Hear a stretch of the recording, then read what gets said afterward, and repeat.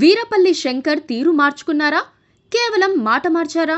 ఆయన్ను ఎవరైనా ఇన్ఫ్లుయెన్స్ చేసి రెండు మాటలు మాట్లాడించారా? తాజా పరిణామాల్లో ఇలాంటి ప్రశ్నలు తలెత్తడం సహజమే. వెలమ సామాజిక వర్గంపై బూతులకు లేచిన షాద్నగర్ ఎమ్మెల్యే ఇప్పుడు కొంత తగ్గినట్లు కనిపిస్తున్నారు. తాను కేసీఆర్ కుటుంబాన్ని విమర్శించానే తప్ప వెలమ సామాజిక వర్గాన్ని దూషించలేదని ఆయన చెప్పుకొచ్చారు. మీరు ఖబర్దార్, ఇప్పటి నుంచి నడవనీయరా.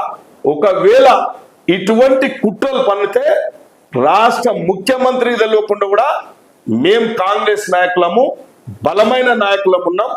మేము ఇక్కడ బయటకు వస్తే మీ విమానాలు మోగుతాయి కొడుకులారా చెప్తున్నా. ఇవల్ల ఈ వెలమన అని మాత్రం పక్క పడతాం.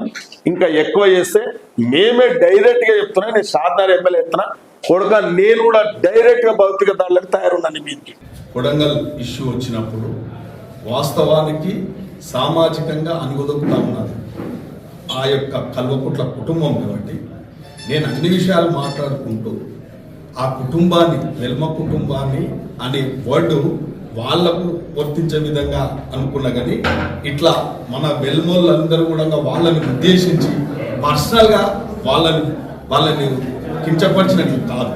అటువంటిదేమన్నా మిగతా వెల్మ కులస్తులందరూ వేరే రకంగా భావిస్తే నేను అన్న వర్డ్ కూడా విడ్రా చేస్తున్నా. అటువంటిది ఉద్దేశం కాదు నాకు. శంకర్ మాట్లాడిన మాటలను జాగ్రత్తగా వింటే ఆయనలో ఎక్కడా పశ్చాత్తాపం కనిపించలేదు. బూతులు తిట్టి రాజకీయంగా దిగజారిపోయానన్న బాధ లేదు. తిట్టడం తన జన్మ హక్కు అన్నట్లుగానే ఆయన ప్రవర్తన కనిపిస్తోంది.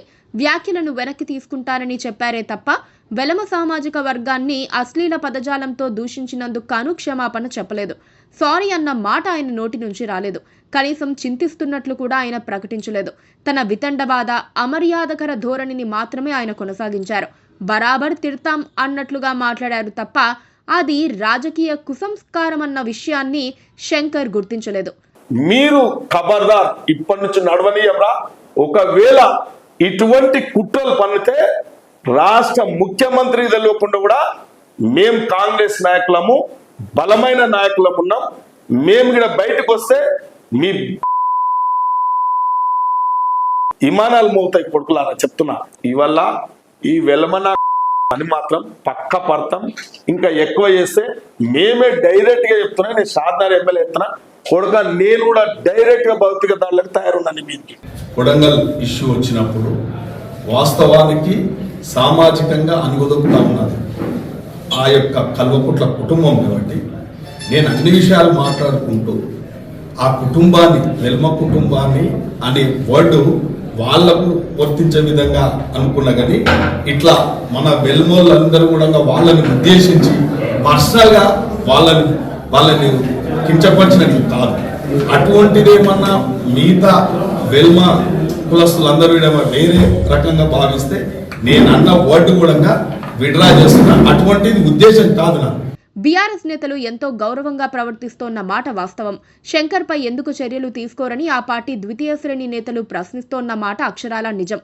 గత 10 ఏళ్ల పాలనలో బీఆర్ఎస్ ఇలాంటి చర్యలకు ఎప్పుడూ దిగలేదని వాళ్లు మరోమారు గుర్తు చేస్తున్నారు.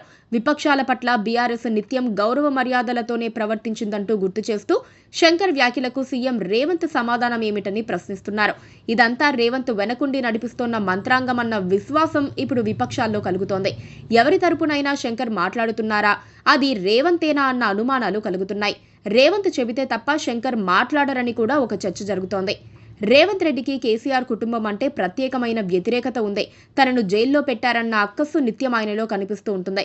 ఏదో ఒక రోజున వారిని జైలుకు పంపిస్తానని ఆయన చెబుతూ ఉంటారు. ఆ పని జరిగేలోపు మరో విధంగా రేవంత్ తన కసి తీర్చుకుంటున్నారన్న అనుమానాలు కలుగుతున్నాయి.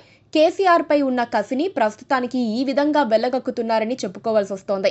పైగా నైతికంగా దెబ్బతీయటానికి కూడా ఇదో గేమ్ ప్లాన్ కావచ్చు. ఇక వీరపల్లి శంకర్ లాంటి వారికి పదవులు అవసరం. ఇప్పటికే ఆయనకు పబ్లిక్ అండర్టేకింగ్స్ కమిటీ చైర్మన్ పదవి ఇచ్చారు. విపక్షాలపై ఇంకాస్త దాడి పెంచితే మంత్రి పదవి వస్తుందన్న ఆశ కావచ్చు. అందుకే శంకర్ ఇప్పుడు సీఎం రేవంత్ చెప్పినట్లుగా ఆడుతుండొచ్చు.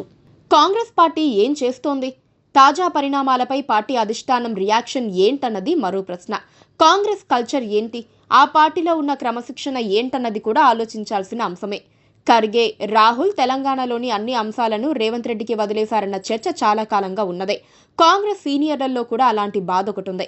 రాష్ట్రంలో ఏం జరుగుతుందో కూడా అధిష్టానం పట్టించుకోవడం మానేసింది. అధిష్టానం అడిగిన పని రేవంత్ చేస్తే చాలన్నట్లుగా వాళ్ళు ప్రవర్తిస్తున్నారు. ఫ్రీ హ్యాండ్ ఇవ్వటంతో రేవంత్ తన అనుచరులతో తనకు కావలసిన పనులు చేయిస్తున్నారని పార్టీ వర్గాలే అంటున్నాయి. వీరపల్లి శంకర్ వ్యవహారంలో రేవంత్ రెడ్డి పబ్లిక్ గా ఎలాంటి రియాక్షన్ ఇస్తారో కూడా చూడాలి. Please do subscribe to Please do subscribe to Please do subscribe to Please do subscribe to Please do subscribe to Please do subscribe to KTV Telugu. KTV Telugu. KTV Telugu. KTV Telugu. KTV Telugu. KTV Telugu. Please do subscribe to KTV Telugu.